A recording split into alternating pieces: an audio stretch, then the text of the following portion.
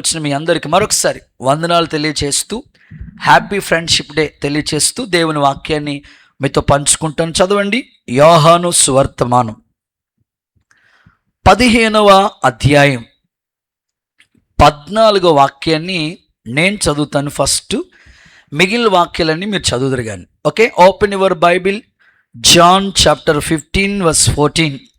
యోహాను సువార్త 15వ అధ్యాయం 14వ వచనం.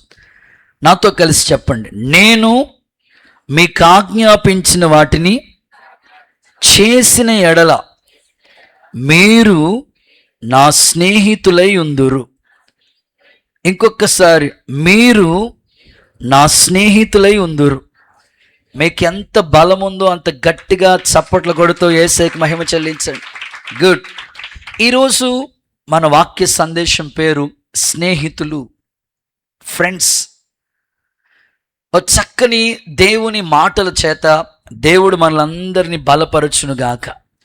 పరిశుద్ధ గ్రంథంలో ప్రభువే స్వయంగా ఈ మాటలు చెప్తున్నాడు.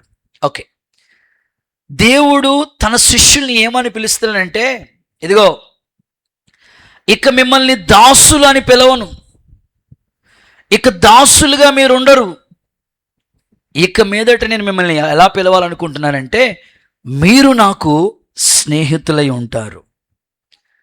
ఒక దైవజనుడిగా, ఒక అన్నగా నేను మీ నుంచి కోరుకునేది ఏమిటంటే, ప్రతి క్రైస్తవుడు, ప్రతి విశ్వాసి, దేవుని నమ్ముకున్న ప్రతి ఒక్కరు కూడా దేవునికి నీకు మధ్యలో ఎప్పుడు ఎడబాటు ఉండకూడదు, గ్యాప్ అనేది ఉండకూడదు, కమ్యూనికేషన్ ప్రాబ్లం ఉండకూడదు. నీకు దేవునికి మధ్యలో ఎలాంటి బంధం ఏర్పడాలంటే స్నేహం అనే ఒక అద్భుతమైన బంధం నీలో ఉండాలి. ఇక మీదటి మిమ్మల్ని దాసులుగా చూడను. ప్రభువే అంటారు, మిమ్మల్ని ఇక దాసులుగా పిలవను. మరి ఎలా పిలుస్తావు ప్రభు మమ్మల్ని? స్నేహితులుగా. ఆలోచించండి, మహిమలో ఉండే దేవుడు మట్టి మనుషులమైన మన కోసం ఆ మహిమ కలిగిన దేవుని రాజ్యాన్ని విడిచిపెట్టి ఈ భూలోకానికి దిగివచ్చి మన కొరకు చేయవలసిన సాక్రిఫైస్, త్యాగమంతా చేసి మన కోసం ప్రాణం అర్పించిన నిజమైన స్నేహితుడు ఆయన. వాక్యం అంటుంది కదా, నిజమైన స్నేహితుడు విడువక ప్రేమిస్తాడు, అట్టివాడు దుర్దశలో కూడా తోడుగా ఉంటారని చెప్పినట్లు నిజంగా నా ప్రభు చెప్పిన ఈ మాటలు చాలా గొప్పవి. ఈ ఉదయకాలం ఒక సేవకునిగా నేను కోరుకుంటున్నాను, మనందరితో ప్రభు స్నేహితుడిగా మన మధ్యలో ఆత్మస్వరూపుగా నివసించునుగాక. సాధారణంగా స్నేహం అనేది ఎలా ఉంటుందంటే, కొంతమంది స్నేహితుల్ని సెలెక్ట్ చేసుకుంటూ ఉంటారు. ముసలోళ్ళకి ముసలోళ్ళు స్నేహితులు, పడుసోళ్ళకి పడుసోళ్ళు, ఏ వయసు వాళ్ళకి ఆ వయసు వాళ్ళ స్నేహితులు ఉంటారు. ఏ క్లాస్ వాళ్ళకి ఆ స్నేహితులు కరెక్ట్గా వాళ్ళని ట్యూన్ చేసుకుంటూ ఉంటారు. అఫ్ కోర్స్ ఈ భూమి మీద జీవిస్తున్న మీలో ప్రతి ఒక్కరి కూడా ఎవరో ఒకరితో ఒక స్నేహ బంధం ఉంటుంది, ఉండనివ్వండి. అయితే మీరు సెలెక్ట్ చేసుకునే స్నేహ బంధం ఎలా ఉండాలంటే, వాళ్ళ ఆత్మీయుల కాదో పరీక్షించండి. హలో, వింటున్నారు నా మాటలు? మీరు చేసే స్నేహం వాళ్ళు ఆత్మీయులో కాదో పరీక్షిస్తే, వాళ్ళు ఆత్మీయులైతే వాళ్ళతో స్నేహం చేస్తే మీ జీవితాలు ఎంతైనా ధన్యకరంగా ఉంటాయి. ఆత్మీయులతో స్నేహం చేస్తే అదే ఫ్లేవర్, అదే ఆత్మీయత నీకు అంటుకుంటుంది. వాళ్ళు లోక సంబంధులు అనుకోండి, నీ స్నేహం మీద వాళ్ళ ప్రభావం కూడా పనిచేస్తుంది. ఫర్ ఎగ్జాంపుల్, దీనా అనండి, గట్టిగా చెప్పండి అమ్మా. చాలా దీనంగా చెప్తున్నారు, కొంచెం గట్టిగా చెప్పండి అమ్మా. దీనా, ఈ అమ్మాయి గురించి మనం చదివితే వాళ్ళ నాన్న యాకోబు, వీళ్ళ బ్రదర్స్, ఒక మాటలో చెప్పాలంటే వీళ్ళ ఫ్యామిలీ మెంబర్స్ గురించి బ్యాక్గ్రౌండ్ ఒకసారి మనం ఆలోచిస్తే 12 మంది బ్రదర్స్, మొత్తం 12 మంది, ఒకే ఒక సిస్టర్. ఎంత గారవంగా పెంచుంటారు అసలు. ఒక్కగాని ఒక అమ్మాయి అంటే ఆ ఇంట్లో పెద్దన్నీకి జాలే, చిన్నన్నీకి జాలే, ఇంటోళ్ళకి అమ్మ జాలి, అందరూ జాలి దయ చూపిస్తారు. బాబు లాస్ట్లో పుట్టారంటే వాళ్ళ మీద ఇంకా ప్రేమానురాగాలు కుమ్మరిస్తూ ఉంటారు. స్వేచ్ఛ ఇచ్చేసారు ఇంట్లో వాళ్ళందరూ కూడా. నేను ఎప్పుడు పేరెంట్స్కి ఏం చెప్తా ఉంటానంటే, మీ పిల్లలు ఎవరితో స్నేహం చేస్తున్నారో గమనించుకుంటూ ఉండాలి. వాళ్ళు సరైన స్నేహం సెలెక్ట్ చేసుకోకపోతే ఆ ప్రభావం మీ పిల్లల మీదకి వస్తుంది. ఈ అమ్మాయి మంచి వాళ్ళతో స్నేహం చేసి ఉంటే బాగుండేది. ఇప్పుడు వాళ్ళ అన్నయ్యలో, ఈ 12 మంది అన్నయ్యలో ఎంతమంది మంచోళ్ళు లేరు? యోసేపు ఒక మంచి ఉన్నత స్థానంలోకి వెళ్ళే స్థాయి కదా యోసేపుది. సో ఇంటోళ్ళతో మంచి స్నేహబంధం కలిగి ఉంటే బాగుండు. చాలామంది ఫ్యామిలీలో వాళ్ళ నాన్నగారు వాళ్ళ అబ్బాయి ఎలా ఉంటారంటే తండ్రి కొడుకులా ఉండరు. వాళ్ళిద్దరూ స్నేహితులుగా ఉంటారు. వాళ్ళు మాట్లాడే తీరు, కొంతమంది ఇంట్లో అమ్మ కూతుర్లు కూడా స్నేహబంధంగా ఉంటుంది వాళ్ళ బంధం. ఒకవేళ నీ బంధువులు కావచ్చు, నీ స్నేహితులు కావచ్చు, నువ్వు చదువుకునే స్థలాల్లో కావచ్చు, మంచి వాళ్ళని సెలెక్ట్ చేసుకో. కానీ ఈ అమ్మాయి, నేను ఎప్పుడు చెప్తా ఉంటాను, గర్ల్స్కి గర్ల్ ఫ్రెండ్స్, ఒకవేళ గర్ల్స్తో స్నేహం చేయాలంటే వాళ్ళు కూడా మంచి వాళ్ళని సెలెక్ట్ చేసుకోవాలి. బాయ్స్ ఒకవేళ మీకు స్నేహం అవసరమైతే మంచి వాళ్ళని సెలెక్ట్ చేసుకోండి. కానీ ఇప్పుడు విచారకరమైన సంగతి ఏంటంటే గర్ల్స్కి బాయ్ ఫ్రెండ్స్, బాయ్స్కి ఏమో గర్ల్ ఫ్రెండ్స్, అంత రివర్స్లో ఉంది ఇప్పుడు. ఈ అమ్మాయి కూడా వాళ్ళ డాడీకి మమ్మీకి ఏమి చెప్పకుండా ఒకసారి విహారయాత్రకి వెళ్ళొస్తానన్నట్టుగా ఓసారి ఆ ప్రాంతం ఎలా ఉందో చూసి రావాలి, అసలు వెళ్ళి చూడాలి, చూడాల్సిందే అని అనుకుని బయలుదేరింది ఈ అమ్మాయి. ఈ అమ్మాయి వెళ్ళిన ఉద్దేశం మంచిదే కావచ్చు, అక్కడ ఉన్నవాళ్ళు మంచివాళ్ళు అవ్వాలి కదా. ఆ దేశాన్ని పరిపాలిస్తున్న రాజుగారు చూశారు ఆ అమ్మాయిని, బాగా నచ్చింది. పోనీ నచ్చితే వాళ్ళింటోళ్ళతో వీళ్ళింటోళ్ళతో మాట్లాడుకుని, సరే ఒకే క్వాలిఫికేషన్ ఉంది, ఒకే చదువు ఉంది, ఒకే ఒకే ఒకే ఒకే ఒకే స్థాయిలో ఉన్నారు, పర్వాలేదు అనుకుంటే పెద్దోళ్ళు ఫిక్స్ చేస్తే పర్వాలా. ఈ అమ్మాయి ఆ అమ్మాయే సెలెక్ట్ చేసుకుంది, అంతే. చూశాడు, కన్ను వేశాడు. సో జీవితంలో ఇక ఆమె కోలుకోలేని స్థితిలోకి వెళ్ళిపోయింది. లోక సంబంధమైన వ్యామోహంలో పడిపోయింది. ఏమైందో తెలుసా? ఈ విషయం వాళ్ళ అన్నలు తెలిసింది. 2 అన్నలు, షిమ్యోను, వీళ్ళిద్దరు అన్నలు కూడా లేవు. వీళ్ళిద్దరు ఏం చేశారంటే ఊర్లో మగూడనేవాడే లేకుండా అందరినీ కత్తులతో నరికేశారు. రక్తపాతమైపోయింది ఆ అమ్మాయి సరైన నిర్ణయం చేసుకోకపోవటం వల్ల. ఊరుడిచి వెళ్ళిపోయే పరిస్థితులు వచ్చినాయి వాళ్ళకి. ఈరోజు మిమ్మల్ని అడుగుతున్నాను, మీ ఇంట్లో మీ తల్లిదండ్రులు మిమ్మల్ని చూసి వాళ్ళు తలెత్తుకునేటట్టు ఉండాలి, కానీ ఎప్పుడు తలదించుకునే స్థితికి రాకూడదు. నువ్వు చేసే స్నేహం మీ ఇంటికి చెడ్డ పేరు తీసుకురాకూడదు. ఈ దీన లైఫ్కి అక్కడితో క్లోజ్ చాప్టర్. ఒకటే, ఆమె స్నేహం సరిగ్గా లేదు. ఈరోజు ఒక అన్నయ్యగా నేను ఆశపడుతున్నాను, ప్రభు కూడా కోరుకుంటున్నాడు, మీరు నా స్నేహితులు, ఆమేన్ చెప్పండి. అంటే దేవుడు, మహిమాన్వితుడైన దేవుడు మనిషితో స్నేహం చేయాలనుకుంటున్నాడు. బైబిల్లో 2 దేవుడు నా స్నేహితులని పిలిచాడు. ఇందులో ఈ ఇంట్రడక్షన్లో AB అని 2 మాటలు చెప్తాను. ఇంట్రడక్షన్ అయిన తర్వాత స్నేహితుల మధ్యలో ఎలాంటి క్వాలిటీస్, ఎలాంటి లక్షణాలు ఉండాలో 3 మాటలు చెప్తాను. ఓకే, దేవుడు మీరు నా స్నేహితులు అని పిలిచిన 2 అనుభవాలు మీకు చెప్తాను. అబ్రహాముతో దేవుడు నీవు నా స్నేహితుడు అని చెప్పాడు దేవుడు. చూడండి, యెషయా ప్రవచన గ్రంథం 41:8. యెషయా ప్రవచన గ్రంథం 41:8. చదువమ్మా. నా సేవకుడైన ఇశ్రాయేలు, నేను ఏర్పరచుకున్న యాకోబు, నా స్నేహితుడైన అబ్రహాము సంతానమా. చూడండి, నా స్నేహితుడు అంటే అబ్రహామును దేవుడు ఎలా పిలుస్తాడంటే నా స్నేహితుడు. అంటే దేవునికి మనకి ఒక చక్కని అనుబంధం ఉండాలి. దైవికమైన భక్తికి సంబంధించిన ఏదో ఒక ఆదివారానికి మాత్రమే మీరు పరిమితం అయిపోవద్దు. ప్రతిరోజు సూర్యోదయం కలక మునిపే, అరుణోదయంని నువ్వు మంచం మీద నుంచి నిద్ర మేలుకున్న వెంటనే సెల్ ఫోన్ అట్టుకుని తిరగడం కాదు. నిద్ర మేలుకున్న వెంటనే దేవుని పాదాలు పట్టుకుని ఆ ఆత్మీయ స్థాయికి నువ్వు ఎదగాలి. ఎందుకంటే మనందరి భవిష్యత్తు ఎవరికి తెలియదు. ఫ్యూచర్లో మనం ఏమవుతామో, ఎంతకాలం ఈ భూమి మీద ఉంటే ఎవరికి తెలియదు, తెలుసా? నేను ఇంతకాలం ఉంటానని ఏమైనా చెప్పగలుగుతాం? ఎవరికి తెలియదు. అన్నీ తెలిసిన ఆయనతో మన ఆత్మీయ జీవితం కట్టబడితే మనకి ఏం కావాలో ఆయన అన్ని నియమిస్తాడు. అందుకని దేవునితో నీ స్నేహ బంధం, సహవాసం ఎప్పుడు కట్ అవ్వకూడదు. అబ్రహాము దేవుడు, అందుకే కదా అబ్రహాము గురించి ప్రభు మాట్లాడుతూ ఒంటరిగా ప్రభు అబ్రహామును పిలిచాడు, పెక్కు మందయ్యేటట్లుగా ఆశీర్వదించాడు, అన్ని విషయాల్లో బ్లెస్ చేశాడు. అబ్రహాము జీవితం విశ్వాసులకి తండ్రిగా, దేవునికి స్నేహితుడిగా అన్ని విషయాల్లో ఆశీర్వదించబడిన ఆ స్థాయికి ఎదిగాడు. అలాంటి కృప దేవుడు మీకు అనుగ్రహించునుగాక. బి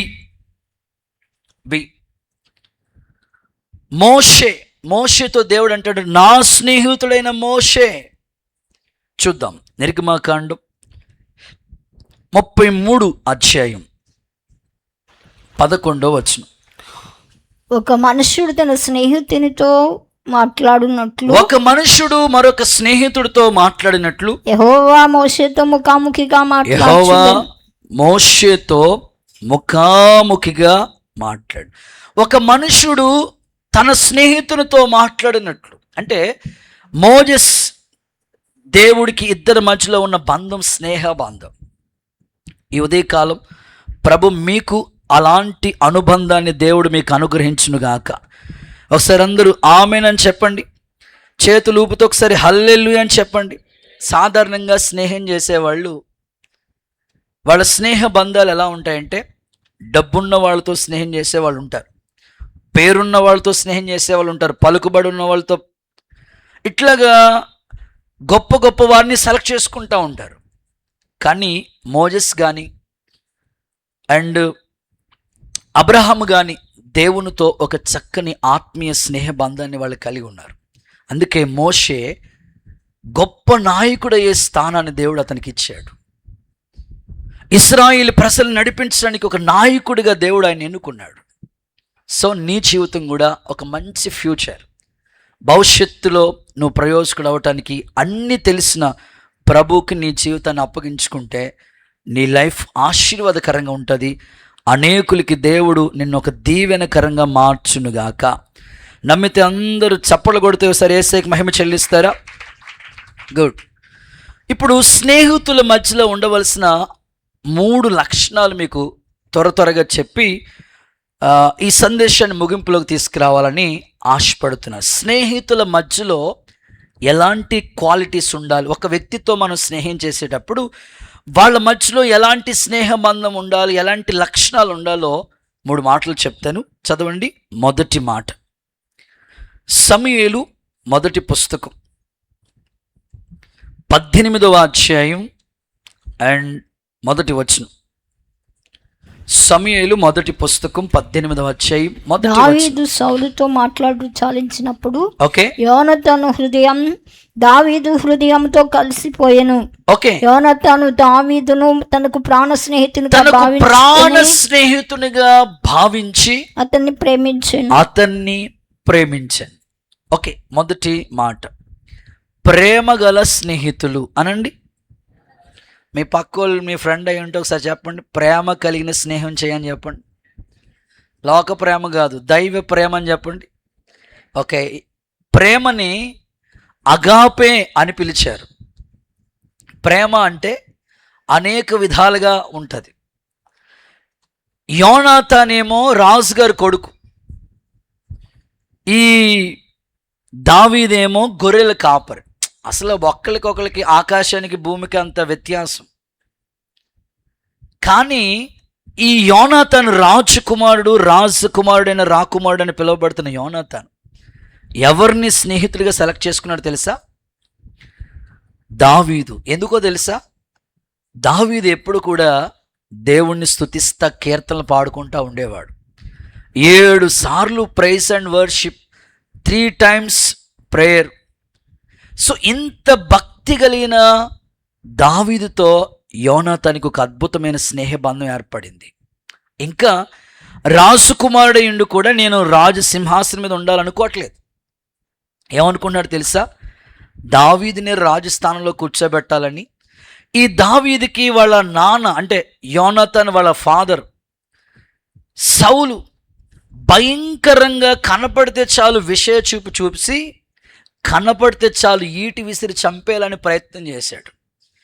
ఎప్పుడు చంపేద్దామని ప్రయత్నం చేస్తున్నాడో వెను వెంటనే అప్డేట్స్ ఇచ్చేవాడు యోనాతాన్, అన్నీ తెలియజేస్తూ ఉండేవాడు. ఎందుకంటే స్నేహితుల మధ్యలో ఏది దాచుకోరంట. మరి నిజంగా మీరు స్నేహితులైతే అమ్మా నాన్నకి చెప్పలేని విషయాలు కూడా, పాస్టర్ గారికి కూడా చెప్పలేని విషయాలు కూడా స్నేహితుల మధ్యలో ఉంటాయి. వాళ్ళు గుసగుసలు వాళ్ళు ఏం మాట్లాడుకుంటారో మనకే తెలియదు. అన్ని సీక్రెట్లు ఎవరికి చెప్తారంటే స్నేహితులకు చెప్తారు. నిజంగా దేవునికి నీకు మధ్యలో ఎలాంటి స్నేహబంధం ఉండాలంటే ప్రేమ కలిగిన స్నేహం ఉండాలి. ఇక్కడ దావీదు ప్రభువు అయిన యేసుక్రీస్తుకి సాదృశ్యంగా ఉన్నాడు. యోనాతాను విశ్వాసులుగా మన జీవితానికి పోల్చుకుంటే మీ ఇద్దరి మధ్యలో, దేవునికి నీకు మధ్యలో ప్రభు అంటారు, మీరు నా స్నేహితులు అంటే దేవునితో నువ్వు స్నేహబంధం చేయటానికి దేవునిను అంతగా ప్రేమించగలగాలి. ఈరోజు చాలామంది వస్తువుల్ని ప్రేమిస్తున్నారు, వాహనాల్ని ప్రేమిస్తున్నారు, వ్యక్తుల్ని ప్రేమిస్తున్నారు, కానీ దేవుని ప్రేమ కొంచెం కూడా కనిపించట్లేదు. ఈరోజు చదువు మీద ఉన్నంత ఇంట్రెస్ట్ దేవుని మీదకి రావట్లేదు. స్నేహితుల మీద ఉన్న ఆసక్తి దేవుని పట్ల రావట్లేదు. నేను ఆశిస్తున్నాను నీలోనికి ప్రేమ కలిగిన ఆ స్నేహ బంధం, నీకు దేవునికి మధ్యలో తండ్రి బిడ్డలు ఎలా ఉంటారో అదే ప్రేమ బంధం, శాశ్వతమైన ప్రేమతో ఆయన మనల్ని ప్రేమించాడు. నువ్వు కూడా దైవికమైన ప్రేమ కలిగి స్నేహాన్ని చేయి, నీ ఆత్మీయ జీవితం అద్భుతంగా కట్టబడుతుంది. యేసు నామములో దేవుడు మిమ్మల్ని కృపతో నింపునుగాక. చూడండి ఆ మాట చదువుదాం. హోషేయ గ్రంథం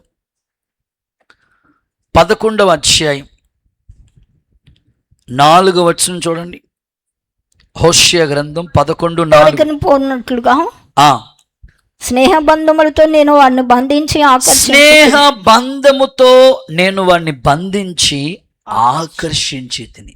ఒక వ్యక్తిని దేవుడు ఆకర్షిస్తే గాని ఎవ్వరూ ప్రభు దగ్గరికి రాలేరండి. ఆయన మనల్ని ఒక స్నేహితులుగా చూడాలనుకుంటున్నాడు. స్నేహం అనే బంధముతో నేను వాళ్ళని బంధించి నా వైపుకి ఆకర్షించాను. ఈరోజు చాలామందికి లోకంలో ఎన్నో ఆకర్షించేవి ఉన్నాయి.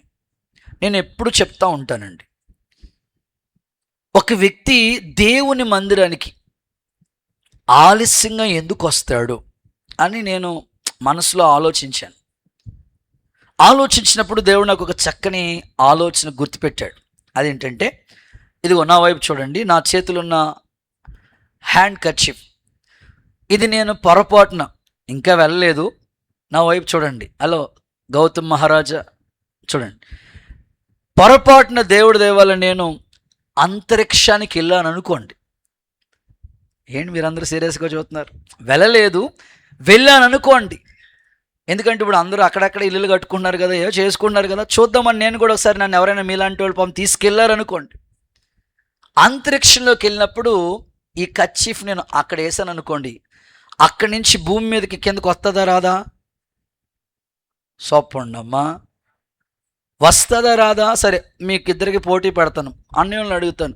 ఇదే కర్చీఫ్ నేను అంతరిక్షంలోకి వెళ్ళి కర్చీఫ్ అక్కడ నుంచి వేసాను అనుకో, భూమి మీద పడుతుందా లేదా? డౌటా? సరే మీరు మీ సంగతి పడుతుందండి? పడదండి? ఇటు అటండి, దేనికో చెప్పండి బాబా. పడదండి, కరెక్ట్గా చెప్పారు. అది ఈ భూమి మీద ఇక్కడి నుంచి పైకి విసిరనుకో, పడుతుందా లేదా? ఎందుకని? భూమికి ఆకర్షణ శక్తి ఉంది. ఒక వ్యక్తి ఇంటికాడి నుంచి గుళ్ళో ఇంకా కిందకి పట్టలేదంటే దేవుని సన్నిధి ఆ వ్యక్తిని ఆకర్షించట్లేదు. మరి ఏం ఆకర్షిస్తుంది? ఫ్రెండ్స్. ఏం ఆకర్షిస్తున్నాయి? సినిమా, స్నేహాలు, సీరియల్స్. ఏం కావలేదు? వంట అండి బాబా, వంట ఏసు రక్తమే చేయం, అప్పుడే బట్టలు జాడింపు, అప్పుడే ఏసు ఆదివారం కరెక్ట్గా వచ్చినప్పుడు అప్పుడు ఇస్త్రీ చేస్తుంటారు బట్టలు. నేను ఆశిస్తాను, ఎగ్జామ్ ఉంటే ఎంత ముందుగా సిద్ధపడుతున్నాం. రేపు ఆదివారం అంటే అన్ని ముందుగా రెడీ అయి ఉండాలి. కాలేజ్కి వెళ్ళేటప్పుడు ఎంత అలాగ వెళ్తున్నారు, డ్యూటీకి వెళ్ళినప్పుడు ఎంత పర్ఫెక్ట్గా ఉన్నారు. దేవుని సన్నిధి ఇంకా మిమ్మల్ని ఆకర్షించట్లేదంటే లోకంలో ఏవో మిమ్మల్ని ఆకర్షిస్తున్నాయి. ఈరోజు దేవుడు అంటాడు, స్నేహం అనే బంధంతో నేను మిమ్మల్ని ఆకర్షించాను. ఈ స్నేహ బంధం ఎలా ఉండాలంటే ప్రేమ గల బంధంగా ఉండాలి. ప్రభు మిమ్మల్ని అలాగూ ఆశీర్వదించునుగాక. ఒకసారి ఆమెనందమా. మనం ఆరాధించే దేవుడు ఎవరో తెలుసండి, మంచి సమరయుడండి. ఇప్పుడు ఆ దారి గుండా వెళుతున్నాడు కదా, గాయాలతో కొరప్రాణంతో విడిచిపెట్టేశారు ఒక ఆయన. దొంగోడు పని ఏమిటంటే ఎప్పుడు గాయం చేయటమే. అదే దారుగుండగా యెరూషలేము నుంచి చెరుకు దిగొచ్చేస్తాడు ఆయన. గాయాల మధ్యలో పడున్నాడు. లేవీయుడు వెళ్ళాడు, పట్టించుకోలేదు. యాజకుడు వెళ్ళాడు, పట్టించుకోలేదు. మంచి సమరయుడు మన ప్రభు జాలిపడి ప్రేమ చూపి గాయాలు కట్టి నూనె పోసి ఒక ఇంటికి తీసుకెళ్ళి ఆహారం పెట్టిన అంత ప్రేమ కలిగిన దేవుణ్ణి మనం కలిగి ఉండటం నిజంగా మన జీవిత ధన్యత. ఆమెన్. గట్టిగా చెప్పండి ఆమెన్. హల్లెలూయా. కాబట్టి లోకంలో ఎన్నో ప్రేమలు ఉన్నాయి. అమ్మా నాన్న ప్రేమ వేరు, అక్క చెల్లెల మధ్యలో ఉండే ప్రేమ వేరు, స్నేహితుల మధ్యలో ఉండే ప్రేమ వేరు, దేవుని ప్రేమ వేరు. మీరు అనుకున్నట్లుగా లోకంలో ఉండే ఎమోషన్స్ ఏమీ కూడా దేవుని ప్రేమలో ఉండవు. దేవుని ప్రేమ అంతా కూడా మన కోసం. ఒక వ్యక్తికి ప్రేమ అనే పదం అర్థం అవ్వాలంటే సిలువ దగ్గరికి రావాలి ఆ వ్యక్తి. ఆయన మన కోసం ప్రాణం పెట్టినంతగా ఆయన మనల్ని ప్రేమించాడు. మనం ఇంకా పాపులమై ఉండగా క్రీస్తు మనల్ని ప్రేమించి మన కోసం బలిగా అర్పణగా అప్పగించుకున్నాడు. అది ప్రేమ. కానీ ఈ లోకంలో ఉండే ప్రేమలు ఏవైనా సరే అది ఎమోషన్స్ తప్ప లోక సంబంధమైన భౌతికమైనవి. దేవుని ప్రేమ ప్రాణం పెట్టింది. లోక ప్రేమలు ప్రాణాలు తీసేస్తున్నాయి. ఇప్పుడు చాలామంది యూత్ పిల్లలు ఇక్కడ ఉన్నారు కాబట్టి మీ అందరికీ ఒక అన్నయ్యగా, ఒక మంచి ఆత్మీయ సహోదరుడిగా చెప్తున్నాను. మీరు లోక ప్రేమలకి ఆశలించకండి, లోక ప్రేమల వైపుకి మక్కువ చూపకండి. దేవుని యొక్క ప్రేమలో ఒక చక్కని ఔన్నత్యం ఉంది. నీకోసం ప్రాణమే ఆయన అర్పించాడు. నేను ఇంకేలా చెప్తాను, చదువుకునే స్టూడెంట్స్కి ఏం చెప్తానంటే, ఈరోజు చాలామంది పిల్లలు అమ్మా నాన్నల్ని ఎదిరించి, సేవకుల్ని ఎదిరించి, అస్సలు ఎవ్వరు మాట వినకుండా లోకంలో ఏదో ప్రేమ అనే మాయలో పడుతూ వాళ్ళు లాస్ట్కి వచ్చినప్పటికి ఇలా అంటారు, నేను ఇంట్లో ఉండలేకపోతున్నాను, వెళ్ళిపోతాను, ఇంట్లో ఉండలేకపోతున్నాను, ఇట్లా మాట్లాడుకుంటారు. నేను వాళ్ళకి చెప్పే మాట ఏమిటంటే, నువ్వు చిన్నప్పుడు స్కూల్కి వెళ్ళేటప్పుడు ఏ స్కూల్కి వెళ్ళాలో నువ్వు సెలెక్ట్ చేసావా, మీ డాడీ మమ్మీ సెలెక్ట్ చేశారా? మాట్లాడండి అమ్మా. నిస్సి బాబుని అడుగుతాను, ఎరా బాబు నిన్ను మీ నాన్న జాయిన్ చేశాడు, నువ్వేళ్ళు జాయిన్ అయిపోయావా? ఓకే. ఏ స్కూల్లో జాయిన్ అవ్వాలో మన తల్లిదండ్రులే సెలెక్ట్ చేశారు కదా. ఏ డ్రెస్ కావాలో పేరెంట్సే సెలెక్ట్ చేశారు కదా. ఏది చదివితే ఫ్యూచర్ ఉంటుందో వాళ్ళే అన్ని సెలెక్ట్ చేసి మనకి అన్ని సమకూర్చారు కదా. మరి యుక్త వయసు వచ్చింది, నీకు వివాహ వయసు వచ్చినప్పటికీ నీకు ఎవరు సాటి అయిన సహకారం ఉండాలో నీ తల్లిదండ్రులు నీ గురించి ఎన్ని ఆశయాలు పెట్టుకున్నారు. అవేమీ తలకుండా 20 సంవత్సరాలు అమ్మా నాన్న కనీ పెంచితే వాడెవడో నిన్నగాక మొన్న పరిచయమైన ముక్కు మొఖం తెలియనోడితో వెళ్ళిపోతానంటే ఏంటది? ఆకర్షణ. లోకము ప్రేమ ఆకర్షిస్తుంది. ఈరోజు దేవుడు నీతో చెప్తున్నాడు, నేను ప్రాణం పెట్టేటట్లుగా నీకోసం ప్రాణాన్ని అర్పించాను. చూడండి దేవుడు ప్రేమ ఎలా ఉందో చూపిస్తాను. చూడండి దేవుని ప్రేమ గురించి ఒకసారి రోమిలికి రాసిన పత్రిక 5వ అధ్యాయం 8వ వచనం చూడండి. దేవుడు ప్రేమ కలిగిన స్నేహితుడు. 5:8. అయితే దేవుడు మన ఎడల తన ప్రేమను వెల్లడిపరిచెను. ఎట్లనగా పాపులమై ఉండగానే, పాపంలో ఉండగానే క్రీస్తు మన కొరకు చనిపోయాడు. దేవుడు మన కోసం ప్రాణం పెట్టిన ప్రేమ అది. కాబట్టి అంత ప్రాణేశ్వరుడైన దేవుణ్ణి నువ్వు ప్రాణంగా ప్రేమించాలి.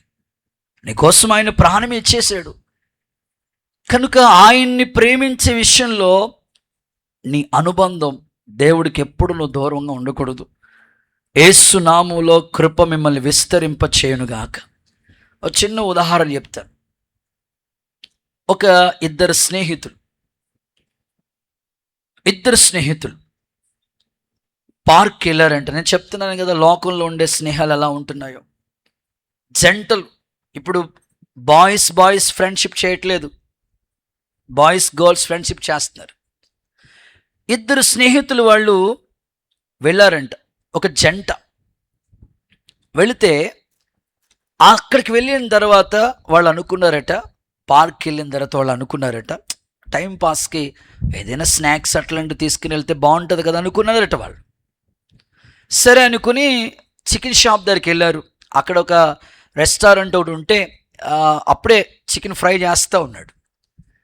అప్పుడు ఆ ఓనర్ ఏం చేశాడంటే, ఆల్రెడీ చాలామంది దొంగతనాలు జరుగుతున్నాయి, డబ్బులు ఎక్కడ పెట్టినా మిస్ అయిపోతున్నారు బాబు, అస్సలు డబ్బులు మిస్ అయిపోతున్నాయి, చాలా భద్రంగా దాద్దాం అనుకుని ఈ చికెన్ ప్యాక్ చేసి పార్సిల్ చేసే దాంట్లో బాక్సులు ఉంటాయి, ఆ బాక్స్లో ఎవరికి కనబడకుండా జాగ్రత్తగా ఒక బాక్స్లో డబ్బులు పెట్టేసి ప్యాక్ చేసుకున్నాడు. అమౌంట్ అంతా ప్యాక్ చేసి ఉంచాడు. వెళ్ళిపోయాడు. ఓనర్ ఒక చోట ఉన్నాడు కదండి, వెళ్ళిపోయాడు. వర్కర్స్కి అప్ చెప్పేసి వెళ్ళిపోయాడు. ఈ వర్కర్స్ గబగబా హరిబరిగా అడవడగా ఉన్నారు. ఈ లోపల ఈ జంట వచ్చారు. వచ్చిన వెంటనే ఇక ప్యాకింగ్ చేసేయడానికి బద్ధకమై, ఆల్రెడీ ప్యాకింగ్ చేసి ఉంది కదా అని ఇక్కడ ఏదో ఉందని తీసుకుని ఆ బాక్స్ వాళ్ళకి ఇచ్చారు. వెళ్ళిపోయారు. వాళ్ళు కూర్చుని చికెన్ జాయింట్లు తినటానికి అలా ఓపెన్ చేసినప్పటికీ అందులో చికెన్ లేదు కానీ డబ్బులు ఉన్నాయి, చాలా అమౌంట్ ఉంది. దాని నిండా ఆ రోజు వచ్చిన లాభం అంతా కూడా ఆ బాక్స్లో పెట్టి ప్యాక్ చేసాడు ఆయన. ఆ డబ్బులు అమౌంట్ ఉంది. మనకి నేను నిజంగా చెప్తున్నాను, మన కన్నులు ఎదుటికి డబ్బులు కనబడితే ఎట్లా ఉంటుంది అసలు పరిస్థితి? అమ్మయ్య, ఈరోజు మన కష్టాలన్నీ కూడా తీరిపోయింది, దేవుడే పంపించాడు. ఎవరంట ఇట్లా మాట్లాడుకుంటారు. కానీ వాళ్ళు అనుకున్నారంట, లేదులే ఎందుకులే, మంది కానప్పుడు మన దగ్గర ఉండకూడదు అనుకుని మరలా తిరిగి వెళ్ళి లోపల ఓనర్ వస్తాడు. ఆ షాప్ దగ్గరికి వెళ్ళిపోయి ఆ వస్తువు వాళ్ళకి ఇచ్చి, అయ్యా ఇది మేం కాదు, మా కష్టం కాదు, ఇందులో మీ కష్టం ఉంది, జస్ట్ మీరు చికెన్ ఇమ్మంటే దాంట్లో అమౌంట్ ఉండిపోయింది, ఇది ఇచ్చేసారు, మీరు తీసేసుకోండి అని ఇచ్చారు. వెంటనే ఆయన ఓనర్గా చూసి, అమ్మా అసలు ఈ రోజుల్లో దొంగతనాలు జరుగుతున్న ఈ రోజుల్లో మీరు ఇంత జెన్యున్గా ఉన్నారంటే అసలు మీరు మామూలు కాదు, అసలు మామూలు జంట కాదు మీరు, అసలు భార్య భర్తలు మీ ఫోటో తీసి పేపర్లో వేయాలనుకుంటున్నాను అన్నారు. ఒకసారి అందరూ హల్లెలూయా చెప్పండి. మీ ఫోటో పేపర్లో వేస్తారంటే ఎంత హ్యాపీ ఫీల్ అవుతారు? నిజమే కదా, ప్రపంచం అంతా తెలుస్తుంది. వీళ్ళు అసలు మంచి న్యాయం చేశారు. ఇంత జెన్యున్గా డబ్బులు దాచుకోకుండా మరలా తిరిగి అట్టుకొచ్చి ఇచ్చారంటే వీళ్ళు మామూలు కాదు, చాలా జెన్యున్. వీళ్ళు మంచి భార్యాభర్తలు అనుకున్నారు. అయ్యా మీ ఫోటో తీసుకుంటాం, మీ ఫోటో పేపర్లు వేస్తాం, అందరూ చదువుకుంటారు. చదివిన తర్వాత ఎవరైనా ఇలాంటి పని చేస్తే వెంటనే మార్పు చెందుతారు. ఈ పేపర్లో ఈ యాడ్ చదివైనా సరే మారుతారు కదా, ఒక్కసారి ప్లీజ్ అని అంటే, వద్దండి బాబు మా ఫోటో పేపర్లో వేయకండి, లేదండి బాబు ప్లీజ్ అండి బాబు. వాళ్ళు అన్నారట, మీరు ఈయన మా ఫోటో పేపర్లు వేస్తే ఈయన మా సొంత భార్య కాదు, నేను సొంత భర్త కాదు. స్నేహం ఈ రోజులు ఎలా ఉన్నాయంటే, ఎవరు కనబడితే వాళ్ళు బండికి వెళ్ళిపోతున్నారు. నేను ఆడపిల్లలకి ఖచ్చితంగా చెప్తా ఉంటాను, వెరీ సీరియస్. మీ నాన్న అయితే ఆయన బండి ఎక్కు, మీ అన్న అయితే సొంత అన్న అయితే ఆయన బండి ఎక్కు. ఎవడో వాడు కనబడినాడు, డ్రాప్ చేయమన్నాడు, ఇక్కడ దించాడు, ఎవరు పడితే వాళ్ళు బండి ఎక్కకండి. ఆ ఫ్రెండ్షిప్ స్నేహం కాస్త ప్రేమగా మారుతుంది, ప్రేమ కాస్తగా చివరికి నీ లైఫ్ స్పాయిల్ అయిపోతుంది. ఇదే దైవ సేవకుడిగా నీకు ఇచ్చే మాట. నీలో భౌతిక సంబంధమైన ప్రేమ ఉండకూడదు. దేవుని ప్రేమ, ఆయన నిన్ను ప్రాణంగా ప్రేమించి ప్రాణమే అర్పించి నేను రక్షించుకుంటే మరలా లోక ప్రేమలో తిరిగితే ఎట్లా? నేను రోజు స్తోత్ర ప్రార్థనలు జరుగుతూ ఉంటాయి మాకు. ఉదయకాలం విజ్ఞాపన ప్రార్థన చేసేటప్పుడు ఏ బ్రాంచెస్లో ఏ ఏరియాలో ఎవరెవరు వాళ్ళ భార్యలు చెప్తూ ఉంటారు, అయ్యా మా భర్త మారాలి, ప్రార్థన చేయండి. ఏంటమ్మా ప్రాబ్లం? డ్రింకింగ్ హ్యాబిట్ ఉందని. అక్క ఏం చేస్తుందంటే, డ్రింకర్స్, తాగుడు అనే వ్యసనాన్ని మానకుండా ఉన్న వాళ్ళందరినీ ఒక లిస్టులో రాసింది. వాళ్ళు చెప్పినప్పుడు వాళ్ళ భర్తల గురించి, వాళ్ళ అన్న కావచ్చు, వాళ్ళ తమ్ముడు కావచ్చు, ఎవరైతే మారలేదో వాళ్ళందరి పేర్లు ఒక దాంట్లో, ప్రమోషన్ రావాల్సిన వాళ్ళందరికీ, ట్రాన్స్ఫర్లు అవ్వాల్సిన వాళ్ళందరూ ఒక దాంట్లో, స్థలాలు లేని వాళ్ళందరికీ, అప్పులతో ఉన్న వాళ్ళందరికీ ఒక దాంట్లో, అనారోగ్యాలతో ఉన్న వాళ్ళందరూ, ఇలాగా స్తోత్ర ప్రార్థన లిస్ట్ ఉంటుంది, ఆ ఫైల్ ఉంటుంది మా దగ్గర. అన్నిటికీ ఒక్కొక్క దాని గురించి ప్రే చేపిస్తున్నాం ఈ 21 డేస్లో. ఓ పిల్లోడిని ప్రార్థన చేయండి, ఒక బ్రాంచ్లో ఎవరో ఆ ఏరియాలో ఉన్న వాళ్ళందరి పేర్లు చెప్పి అని అంటే ఆడు ప్రార్థన చేస్తున్నాడు, ప్రభా జోసఫ్ మారాలి ప్రభా. జోసఫ్ తాగబోతే ఏంటి, ఆ పేరు ఉంది అంటే ఆడి పేరు జోసఫే, కానీ తాగుతాడు అంటే వీడు ఏం ప్రేమెత్తున్నాడు, బ్రాందీ, లేకపోతే ఆడికి ప్రాణం లేదు మాటికి. ఇంకా చాలా పేర్లు ఉన్నాయి, అందులో ఎక్కువ క్రిస్టియన్ పేర్లు ఉన్నాయి. అయ్యి బాబోయ్ వీళ్ళు ఇంకా మారలేదా, ఇంకా ఈ హ్యాబిట్ మార్చుకోలేదా? ఈరోజు ఆలోచించండి, నువ్వు దేనిని ప్రేమిస్తున్నావు? ఈ ఉదయకాలం నీ మనస్సు మారి నూతనమైపోవాలి, దేవునితో నీకు ఒక బంధం ఏర్పడాలి. యేసు నామములో ప్రేమగల స్నేహితుడిగా ప్రభు మన మధ్యలో సంచరించునుగాక. గుడ్. రెండో మాటలోకి వెళ్ళిపోదాం. సెకండ్, యోబు గ్రంథం 42:10. స్నేహితుల మధ్యలో ఎలాంటి లక్షణాలు ఉండాలి అంటే, ఒకటి ప్రేమగల స్నేహితులుగా ఉండాలి. రెండవదిగా యోబు గ్రంథం 42:10. యోబు తన స్నేహితుల నిమిత్తం ప్రార్థన చేసినప్పుడు యెహోవా అతని క్షేమస్థితిని మరలా వాళ్ళకి ఇచ్చాడు. గుడ్. రెండవదిగా ప్రార్థన చేసే స్నేహితులు. నాతో కలిసి చెప్పండి, ప్రార్థన చేసే స్నేహితులు అనండి. మీ పక్క వాళ్ళతో చెప్పండి ఒకసారి. నా ఇంక కాదు, వాళ్ళు చేతనారు లేదు అడగండి, చేతనారు ప్రార్థన. ప్రార్థన అంటే దేవుడిని అడగటం మాత్రమే కాదు, మీ కోరికలు తీరటమే కాదు, మీ స్నేహితుల అవసరతల కొరకు కూడా మీరు ప్రార్థన చేయాలి. మీ స్నేహం చక్కగా నేను అంటాను, ఒక చోట జిరాక్స్ తీయటానికని ఫస్ట్లో నేను దేవుడిని నమ్ముకున్న కొత్తలో నా పేరు చేంజింగ్ చేసుకోవాలి, క్రిస్టియన్ నేమ్ ఆధార్ కార్డులో కూడా రావాలి అని పేర్లన్నీ మార్చుకోవడం కోసం అప్లికేషన్ పెట్టి కలెక్టర్ ఆఫీస్కి వెళ్ళే ముందు జిరాక్స్లన్నీ తీస్తున్నాం. ఆ జిరాక్స్ షాప్ మీద ఓ మాట రాశారు. ఏమని ఉందంటే, ఆ మాట ఇలా ఉంది, స్నేహం గురించి ఈ మాట ఉంది, నువ్వు చేస్తే స్నేహం చివరి వరకు చేయి, లేకపోతే మానే అని ఉంది. దేవుడు కూడా ఏమంటారంటే, నీ స్నేహితులు ఏదో జస్ట్ ఫ్రెండ్షిప్ కాదు, నీకు దేవుడికి మధ్యలో ఎలా ఉండాలంటే ఈ బంధం ఉండాలి. ఇక్కడ యోబుకి స్నేహితులు ఉన్నారు, 3 స్నేహితులు. పేర్లు చెప్తారా? బైబిల్ చదివితే కదా మనం అంత ఖాళీ అక్కడ ఉంది. ఎలీఫసు, బిల్దాదు, జోఫర్, వీళ్ళ 3 కూడా యోబుకి స్నేహితులు. యోబు యొక్క స్నేహితులు ఎలాంటి వాళ్ళు తెలుసండి? 64 ప్రశ్నలు అడిగారు యోబుని. నువ్వు దేవుణ్ణి నమ్ముకుంటే నీకెందుకు ఇన్ని కష్టాలు, దేవుణ్ణి నమ్ముకుంటే నీకెందుకు ఇన్ని బాధలు, దేవుణ్ణి నమ్ముకుంటే ఇంకా తగ్గలేదండి ఈ రోగం, దేవుణ్ణి నమ్ముకుంటే నీ పిల్లలు ఎలా ఉన్నారంటే, ఇట్లాగా భయంకరమైన ప్రశ్నల మీద ప్రశ్నల వర్షమే. యోబు ఎంత దారుణంగా, యోబు యొక్క స్నేహితుల యొక్క మెంటాలిటీ చెప్తాను ఒకసారి, అందరూ ఆమెనని చెప్పండి. వాళ్ళ గురించి 3 మైనస్ క్వాలిటీస్ చెప్తాను. యోబు యొక్క స్నేహితులు ఎండిపోయిన వాగులా ఉన్నారంట. వాళ్ళు ఎలా ఉన్నారు చెప్పండి? ఇప్పుడు ఒక వాగు దగ్గరికి ఎందుకు వెళ్తాం మనం? అక్కడ ఏదైనా వాటర్ దొరుకుతుందని ఆ వాగు దగ్గరికి వెళ్తాం. వాళ్ళు ఎలా ఉన్నారంటే ఎండిపోయిన వాగు అంట, ఎవరికి ఉపయోగం లేదు.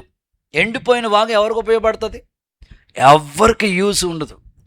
అలా ఉన్నారంటే స్నేహితులు. అలా ఆయనకున్న స్నేహితుల గురించి మాట్లాడుతూ ఎండిపోయిన వాగులా ఉన్నారు నా స్నేహితులు అంటాడు. వాళ్ళ స్నేహితులు ఎలా ఉన్నారంటే ఎగతాళి చేస్తూ ఉన్నారట. ప్రతిదానికి రిఫరెన్స్లు ఉన్నాయి కానీ చెప్పడానికి టైం లేదు కాబట్టి నేను చెప్పుకుంటూ వెళ్తున్నాను. ఎగతాళి చేసే బ్యాచ్ వాళ్ళు. మీ స్నేహితుల్లో కూడా కొంతమంది, నువ్వు దేవుణ్ణి నమ్ముకున్నావు, నీ ఫ్రెండ్ ఏమో దేవుణ్ణి నమ్ముకోవాలా. సరే, కాలేజీలో ఫ్రెండ్షిప్ ఏర్పడింది. ఈ ఫ్రెండ్షిప్ ఏర్పడినప్పుడు ఇష్టానుసారంగా మాట్లాడుతుంటారు, దేవుణ్ణి ఎగతాళి చేస్తూ ఉంటారు, సేవని ఎగతాళిగా మాట్లాడుతుంటారు, సంఘాన్ని గురించి ఇట్లా ఎగతాళిగా చేసేవాళ్ళు ఉన్నప్పుడు నువ్వు వాళ్ళతో చాలా జాగ్రత్తగా ఉండాలి. ప్రభువుని ఎగతాళి చేసేవాళ్ళు ఉన్నారు. వీళ్ళు యోబు యొక్క స్నేహితులు ఎలాంటి వాళ్ళు అంటే ఎగతాళి బ్యాచ్ అందరూ కూడా. సి మర్చిపోయేవాళ్ళు కొంతమంది స్నేహితులు ఉంటారు, ఎలా మర్చిపోవాలనిపిస్తుందో తెలియదు, వాళ్ళు ఉట్టే మర్చిపోతారు, అట్టే మర్చిపోతూ ఉంటారు. ఈ 3 రకాల అంటోళ్ళ కోసం ఎవరైనా ప్రార్థన చేస్తారా? హలో, నా ముఖం చూడండి ఒకసారి, కనబడుతున్నాను కదా. ఎలాంటోళ్ళు యోబు స్నేహితులు? ఎండిపోయిన వాగులంటోళ్ళు. బి, ఎగతాళి చేసే బ్యాచ్. Third one, మర్చిపోయేవాళ్ళు. ఇలాంటి వాళ్ళ కోసం ఎవరైనా ప్రార్థన చేస్తారా? అలాంటి వాళ్ళతో ఎవరు స్నేహం చేయరు కూడా. కానీ యోబుకి స్నేహితులు ఉన్నారు కనుక, వాళ్ళు కూడా రక్షింపబడాలి కనుక, వాళ్ళు కూడా మారాలి కనుక, యోబుకి అన్నీ ఉన్నాయి, అన్నీ కోల్పోయాడు. కోల్పోయినప్పుడు ఎగతాళిగా మాట్లాడుతున్నారు. మర్చిపోయారు, ఒక్కడు కూడా వచ్చి ఆ కష్టంలో ఒక్కడు ఆదుకోలేదు. నేను నిజంగా చెప్తానండి, నీకు ఎవరైనా స్నేహితుడు ఉన్నాడంటే నీకు కష్టం వచ్చినప్పుడు నీతో ఉన్నవాడు నిజమైన స్నేహితుడు. నీ మొబైల్లో చాలామంది నెంబర్స్ ఉండొచ్చు, నీకు ఒక వాట్సాప్ గ్రూప్ ఉండొచ్చు, కోనసీమ కుర్రోళ్ళు, ఒక్కొక్కటి ఒక్కో రకమైన గ్రూప్ ఉండేవండి. మంచి సమాచారం వస్తే పర్వాలా, ఫేస్బుక్లో ఉన్నా ఓకే, లోకల్లో అన్నిట్లో ఉన్నా ఓకే. ఇన్ని ఉన్నాయి, ఏదైనా ప్రమాదం జరిగింది, యాక్సిడెంట్ అయ్యి హాస్పిటల్లో ఉంటే, ఐసీలో ఉంటే, ఆ హాస్పిటల్ బయట ఎవరుంటో తెలుసా? మీ అమ్మ మీ నాన్న తప్ప ఎవరు ఉండరు. అప్పుడు తెలుస్తుంది నువ్వు చేసిన స్నేహం ఎవలాంటి వాళ్ళు. ఈ యోబు యొక్క స్నేహితులు ఎగతాళి బ్యాచ్, మర్చిపోయేవాళ్ళు, వాగులాగా ఎండిపోయారు. అలాంటి వాళ్ళు రక్షించబడాలని వాళ్ళ కోసం యోబు స్నేహం, వాళ్ళ కొరసు యోబుకి మరలా దేవుడు క్షేమస్థితి ఇచ్చిన తర్వాత యోబు తన స్నేహితుల కోసం ప్రార్థన చేశాడు. నేను చదువుకున్నప్పుడు ఎక్కువ మంది స్నేహితులు, ఇప్పుడు కూడా సేవలో కూడా నేను ఎవరితో ఎక్కువగా ఫ్రెండ్షిప్ చేయను. అవసరం ఉంటేనే జస్ట్ హాయ్ అంటే హాయ్, అంతే. ప్రైజ్ లాడ్ అంటే ప్రైజ్ లాడ్. మా నాన్న నాతో చెప్పేవాడు, నాన్న నువ్వు స్నేహం చేస్తే నీకన్నా బాగా చదువుకునే వాళ్ళతో చెయ్యి. ఎందుకని నీ డౌట్ వచ్చిందనుకోండి, వాళ్ళని అడిగితే చెప్తారు, నువ్వు బాగా చదువుకుంటావు. అలాగే చదువుకునేటప్పుడు కూడా తక్కువ మందే, 2-3 బాగా చదువుకుని బాగా, అంతే. తర్వాత సేవలోకి వచ్చిన తర్వాత కూడా సేవకుల్లో కూడా కొంచెం ఆత్మీయులు ఎక్కువ మంది కదా, 2-3 అంతే. అన్న ప్రైజ్ లాడ్ అన్న బాగున్నారా? జస్ట్ ఇప్పుడు మనకి ఇమ్మానుయేల్ అని వస్తుంటాడు సిబిసికి. సో ఇంచుమించు 2013 అనుకో, 2013 నుంచి మనకి 12లో అక్కడ మందిరం కట్టాం. 13 నుంచి ఇదిగో ఈ సంవత్సరం ఎంత, 26 వరకు ఎంత స్నేహబంధంగా చక్కగా సండే స్కూల్ పరిచర్య. ఫస్ట్లో మన సేవ అంతా సండే స్కూలే. ఇట్లాగా తక్కువ మంది ఉంటారు నాకు ఆత్మీయ స్నేహితులు. ఇక ఎక్కువ మంది నాకు అంత ఖాళీ, దేవుని పని నిమిత్తమే మనం ప్రయాసపడతాం. సో ఇప్పటికీ కూడా వాళ్ళు మీటింగ్స్ పెట్టుకున్నా నన్ను పిలుస్తూ ఉంటారు, వెళుతూ ఉంటాను, మనకి రెగ్యులర్గా వస్తారు. ఇట్లా కొంతమంది ఆత్మీయులు. సో యోబు తన స్నేహితుల గురించి ప్రార్థన చేశాడు. నేను ఆశపడుతున్నాను, నిజంగా నీ ప్రాణ స్నేహితుడని పిలువబడుతున్న ప్రభు ఆయన మంచి ప్రార్థన యోధుడు. ఎందుకో తెలుసా? ఆల్ నైట్ ప్రేయర్ ఎవరు స్టార్ట్ చేశారు? ప్రభువే. రాత్రంతా కొండ మీద ఉండి ప్రార్థన చేశాడు. శోధనలో ప్రవేశించకుండా ఉండినట్లు మెలకుగా ఉండి ప్రార్థన చేయమన్నాడు. ఇంత ప్రార్థన పరుడైన ప్రభు ఆయనతో నీకు స్నేహం ఏర్పడటానికి నువ్వు కూడా ఒక మంచి స్నేహితుడిగా ఉండాలంటే ప్రార్థన పరుడిగా మారాలి. యోబు జీవితంలో తన స్నేహితుల క్షేమం కొరకు ప్రార్థన చేశాడు. ఈరోజు కూడా నువ్వు అలాగ ప్రార్థన చేసే కృప దేవుడు నీకు అనుగ్రహించునుగాక. ఆమేన్ చెప్దాం ఒకసారి, చేతులు ఊపుతూ ఒకసారి హల్లెలూయా చెప్తారా? ప్రపంచంలో చాలామంది మిషనరీలు, గొప్ప గొప్ప పరిచారకులు ఉన్నారు. అందులో జార్జ్ ముల్లర్, నాతో కలిసి చెప్పండి. జాంకాయ అన్నట్టు వినపడుతుంది నాకు. ఒకసారి చెప్పండి గౌతమ్. జార్జ్ ముల్లర్, ఈయన చాలా గొప్ప దైవ సేవకుడు. ఇంకో మాటలో చెప్పాలంటే జార్జ్ ముల్లర్ 1000 సార్లు బైబిల్ చదివాడు. ఎన్నిసార్లు? అసలు మనం ఒక్కసారి బైబిల్ చదివితేనే అన్నీ తెలిసి మనకు అనుకుంటాం. జార్జ్ ముల్లర్ 1000 సార్లు బైబిల్ చదివాడు. ఆయన దగ్గరికి ఒకసారి వెళ్ళి మీలాంటి వాళ్ళు ఎవరైనా అడిగారంట, జార్జ్ ముల్లర్ గారు అసలు మీరు బైబిల్ 1000 సార్లు కంప్లీట్ చేశారు కదా, మీ బైబిల్ నాలెడ్జ్ ఎంత అని అడిగితే ఆయన చెప్పాడంట, నా Bible knowledge equal to LKG. అంటే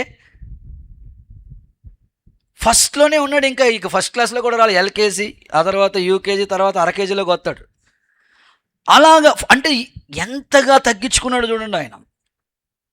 ఇంకో మాట చెప్తా, ఆయన స్నేహితులు ముగ్గురు స్నేహితులు ఉండేవారంట జార్జ్ ముల్లర్కి. ఎక్కువ మంది కాదు, 3 మెంబర్స్. లైఫ్లో వీళ్ళ ముగ్గురు కోసం రోజు ప్రార్థన చేసేవాడంట. మా అక్కోళ్ళు కూడా స్కూల్కి వెళ్ళేటప్పుడు ముగ్గురే ఫ్రెండ్షిప్, దేవుని మందిరానికి వెళ్ళినప్పుడు కూడా ముగ్గురే, సేవకు వచ్చినప్పుడు కూడా వాళ్ళు ముగ్గురు ఇప్పుడు సేవకురాళ్ళు అయిపోయారు. కొట్టొచ్చు కదా చప్పట్లు మరి. అంటే ఎక్కువ మంది కాదు, ఆత్మీయులతోనే ఆ ముగ్గురు ఇప్పుడు వాళ్ళ దేవుని పరిచయంలో ఉన్నారు. విచిత్రం ఏమిటంటే జార్జ్ ముల్లర్ ముగ్గురు స్నేహితుల కొరకు ప్రార్థన చేశాడు. ఆయన బ్రతుకుండగా వినండి 2 స్నేహితులు రక్షణ పొందారు, చాలా సంతోషం. ఇంకొక ఆయన ఒక్కడే వాళ్ళ ఫ్రెండ్లో ఒక్క ఆయనే మార్పు చెందకుండా ఉండిపోయాడు. బాధ ఉండదు, అయ్యో నా స్నేహితుడు, నా ప్రాణ స్నేహితుడు, ఈయన రక్షణ పొందకుండా నిత్య నరకానికి వెళ్ళిపోతాడని చాలా రోజులు ఏడ్చి కన్నీళ్ళు కార్చి ప్రార్థన చేసి చనిపోయాడు. విచిత్రం చెప్పనా, నువ్వు చేసిన ప్రార్థనైనా దేవుడు అసలు నువ్వైనా చనిపోతావేమో కానీ నీ ప్రార్థన మాత్రం చనిపోదు. జార్జ్ ముల్లర్ చేసిన ప్రార్థన వాళ్ళ స్నేహితుని ఎలా రక్షించిందో తెలుసా? జార్జ్ ముల్లర్ చనిపోయాడు, బరియల్ చేస్తూ ఉన్నారు, సమాధి కార్యక్రమం జరుగుతుంది, గ్రౌండ్ నిండా కిటకిటలాడిపోతున్నారు జనం. ఆ యొక్క బరియల్ సమాధి కార్యక్రమం దగ్గర తీసుకుని వెళ్తున్నారు ఆ బాడీని తీసుకుని వెళ్తూ ఉంటుంటే, దైవ సేవకుడు కదా జార్జ్ ముల్లర్, దేవుని వాక్యాన్ని ప్రకటిస్తున్న దైవజనుడు, ఆయన వీడియోలన్నీ కూడా వేస్తూ ఉన్నారు. ఇంతమంది జనాభా, నా స్నేహితుడు బ్రతికుండగా నాకు అర్థం అవ్వలేదు, నా స్నేహితుడు నమ్ముకున్న దేవుడు కూడా ఆయన నాకు అర్థం కాలేదు, ఇంతమంది ఒక్క వ్యక్తి కోసం ఇంతమంది వచ్చారంటే అస్సలు వీళ్ళు నమ్ముకున్న దేవుడు ఎంత గొప్పోడని ఆ చనిపోయినప్పుడు ఒక వ్యక్తి జీవిత ఎండింగ్ ముగింపు గురించి అనేకమైన మాటలు చెప్తుంటారు. ఈ లోకం శాశ్వతం కాదు, దేవుని రాజ్యం గొప్పది అని దేవుని రాజ్యాన్ని గురించి చెప్తున్న ఆ మాటలు విని జార్జ్ ముల్లర్ చనిపోయిన ఆ సమాధి కార్యక్రమానికి వెళ్ళిన వాళ్ళ స్నేహితుడు జార్జ్ ముల్లర్ బరియల్ కార్యక్రమంలో మారు మనసు పొంది బాప్తిసం పొందాడంట. కొట్టు చప్పట్లు యేసయ్యకి మహిమ. నేను చెప్పే పాఠం ఏమిటంటే, ఒకవేళ నువ్వు చనిపోయినా నీవు స్నేహితుల కొరకు చేసిన ప్రార్థన చనిపోదు, ఖచ్చితంగా ఏదో రోజు వాళ్ళు రక్షింపబడతారు. దేవుడు అలాంటి కృప మీకు అనుగ్రహించునుగాక. నేను కూడా దైవ సేవకుడిగా అనేకుల కొరకు ప్రార్థిస్తున్నాం, త్వరగా వాళ్ళకి రక్షణ వచ్చునుగాక. చూడండి, బైబిల్లో కొర్నేలి చేసిన పన్ను మనం చూస్తాం. చూడండి, కొర్నేలి తను చేస్తున్న పని గురించి ఒకసారి చూద్దాం. ఆయన శతాధిపతి, 100 మందికి అధిపతి. ఆయన జీవితం ఎలా ఉందో ఒకసారి చూద్దామా? అపోస్తుల కార్యాల గ్రంథం 10వ అధ్యాయం 24-25 వాక్యాలు ఒకసారి చూడండి. మరునాడు వారి కైసరులో ప్రవేశించిరి. అప్పుడు కొర్నేలి తన బంధువులను ముఖ్య స్నేహితులందరినీ పిలిచి వారి కొరకు కనిపెట్టుకుని ఉండెను. సందర్భం చూస్తే పేతురు అనే దైవజనుడు వాళ్ళ ఇంటికి వస్తూ ఉన్నాడు. పాస్టర్ గారు వస్తూ ఉంటుంటే కొర్నేలి చేసిన పని ఏంటో తెలుసా? ముఖ్య స్నేహితులందరినీ పిలిచి, నేను ఆశిస్తాను నీ స్నేహితులకి రక్షణ వద్దా? నీ బర్త్డే, ఒకవేళ ఇక్కడ కూర్చున్న పిల్లలు మీ బర్త్డే చేసుకుంటున్నారు, ఆగస్టులో పుట్టిన వాళ్ళు ఒకసారి చేయొద్దండి. పుట్టలేదా ఆగస్టులో? నువ్వా? నిజమేనా? దేవుడికి స్తోత్రం, వందనాలు, హ్యాపీ బర్త్డే అడ్వాన్స్. అమ్మా చెప్పవా? ఇంకెవరైనా? ఓకే, ఈ బర్త్డేలు చేసుకునే వాళ్ళు ఉంటారు కదా, ఈ జన్మదిన వేడుకలు, ఏం చేయాలి తెలుసా? మీరు చేసుకునే బర్త్డేలు ఎలా ఉండాలంటే, ఒకవేళ మీరు ఒక రూమ్లో అద్దెకుంటున్నారు, మీ రూమ్మేట్స్ లేదా మీ క్లాస్మేట్స్ వాళ్ళందరినీ పిలిచి, సేవకుల్ని పిలిచి చిన్న థ్యాంక్స్ గివింగ్ ప్రేయర్ పెట్టుకుంటే ఎంత అద్భుతంగా ఉంటుంది. ఎవరో లేనట్లుగా అర్ధరాత్రి ఆ రోడ్డు మీద కేక్ కట్ చేస్తున్నాం ఎందుకు? అసలు ఏంటి, ఎవరు లేరా నీకు? అర్ధరాత్రి ఆ బండ్ల మీద ఎందుకు? అసలు రోడ్ల మీద చూస్తూ ఉంటుంటే ఏంట్రా బాబు బెకారోళ్ళ తయారవుతున్నారు జనాలు. నీకు నిజంగా దేవుని సందులో నీ స్నేహితులు రక్షించబడాలని ఆశ ఉంటే వాళ్ళని ఉత్తిగా పిలిస్తే రారు. ఇలాంటి బర్త్డే సెలబ్రేషన్కి అయినా సరే ఇన్వైట్ చేసి సేవకులను సేవకులను ఎవరో ఒక చిన్న ప్రేయర్, వాళ్ళు ఎక్కువసేపు కూర్చోరు కదా, జస్ట్ ఒక చిన్న లైన్, ఒక పాట పాడి 2 మాటలు చెప్పి కేక్ కటింగ్ చేస్తే వాళ్ళు ఏదో ఒక మాట పట్టుకుంటుంది. ఇప్పుడు మామూలుగా పిలిస్తే రారు వాళ్ళు, ఏదైనా అకేషన్ అంటే ఖచ్చితంగా వస్తారు. అలాంటప్పుడు దేవుని మాటలు అందిస్తే వాళ్ళు రక్షించబడతారు. ఒకసారి ఇలా చేతులు ఊపుతూ హల్లెలూయా అని చెప్పండి. నాయన ఎఫ్ మైనర్లోకి వచ్చి మన ప్రాణ స్నేహితుడు ఎంత గొప్పోడో ఆ పాట పాడుకుందామా? యేసయ్యా నన్ను కోరుకున్న నిజ స్నేహితుడా అనే ఈ కీర్తన పాడుకుంటూ ఆ దేవుని నామాన్ని మనం గణపరచుకోబోతున్నాం. వద్దామా పాట దగ్గరికి?